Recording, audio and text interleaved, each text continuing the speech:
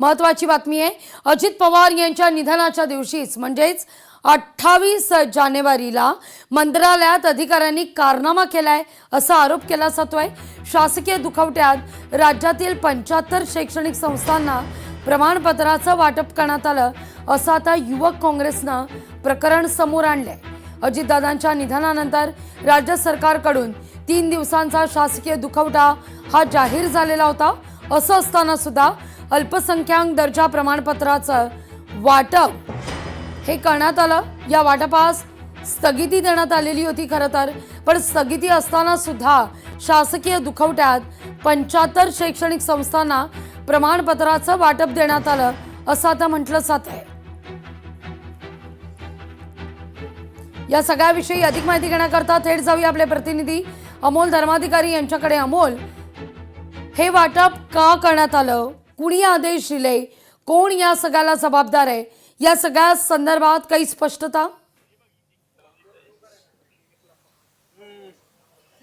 खरं तर हे अनेक प्रश्न आता उपस्थित झालेले आहेत आणि अतिशय गंभीर प्रकार ज्यावेळेस अजित पवार यांचं विमान अपघातामध्ये निधन झालेलं होतं त्याच दिवशी हे सगळे कारनामे आहेत ते करण्यात आलेले आहेत। मंत्रालयातल्या वरिष्ठ अधिकाऱ्यांनी संगनमत करून हे सगळे प्रमाणपत्रांचं वाटप केल्याचा आरोप युवक काँग्रेसने केलेला आहे। आता हा फक्त आरोप नाहीये तर कागदपत्र सुद्धा त्यांनी समोर आणलेली आहेत। कुठल्या वेळेला कुणाला कसं सर्टिफिकेट दिलेलं आहे हे सुद्धा समोर आणलेलं आहे। नेमकं काय काय त्या दिवशी घडलेलं आहे हे सगळं जाणून घेऊया। आपल्या सोबत अक्षय जैन आहेत ज्यांनी हा सगळा प्रकार समोर आणलेला आहे। अक्षय, काय नेमकं 28 जानेवारीला झालेलं होतं मंत्रालयात? साहेब, 28 तारखेला संपूर्ण राज्य शोकमग्नात होतं आणि संपूर्ण राज्य शोकात बुडालेलं।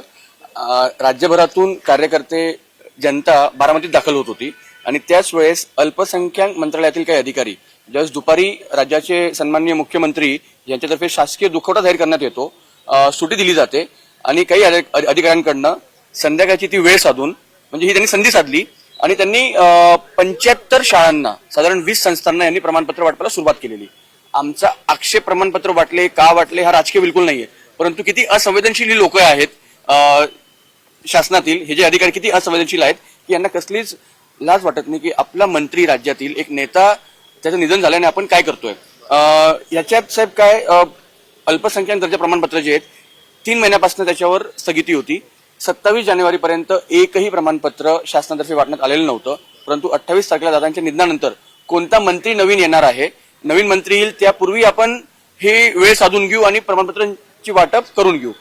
लाखोंचा हा व्यवहार आहे। एका प्रमाणपत्रासाठी आमच्याकडची जी माहिती ती लाखो रुपये यासाठी चार्ज केले जातात आणि हा जो नेक्सस आहे, म्हणजे मी आपल्या माध्यमातून विनंती करतो की राज्यातील मुख्यमंत्री असतील, दोन्ही उपमुख्यमंत्री असतील, सुनेत्राताई असतील, की वहिनी तुम्ही याच्यावर कृपया करून लक्ष घालावं आणि जे कोणी दोषी असतील तुम्ही यांच्यावर कारवाई करणं आवश्यक आहे। परत सांगतो, हा राजकीय मुद्दा नाही, हा कोणाचा आमचा तुम्ही का वाटले, का केलं, तुमचं आर्थिक काय असेल, आमचं त्याच्यातही इंटरेस्ट नाही, परंतु किती असंवेदनशील ही लोक झालेली आहेत। परवाच आपण बघितलं असेल जिरवळ साहेबांच्या कार्यालयात सुद्धा एक अधिकारी रंगेहात सापडलेला अँटी करप्शनच्या रेडमध्ये।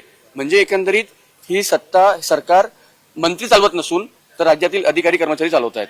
आपल्याला जर कार्यालयीन वेळेत आपण जर पोहोचलो नाही, 5 मिनिटं जरी उशीर झाला तर अधिकारी म्हणतात साहेब वेळ झालेली आहे, तुम्ही कृपया उद्या या, परंतु उद्या आणि हे संध्याकाळी 7-7 वाजता अप्रुव्हल देत आहेत डिजिटल साईन करून। आता याच्यात तुम्हाला एक उदाहरण देतो, पोद्दार चॅरिटी ट्रस्टच्या माध्यमातून 25 शाळांना एकाच दिवसात परवानगी देण्यात आलेली। याच्यामध्ये काय गौडबंगल असेल हो?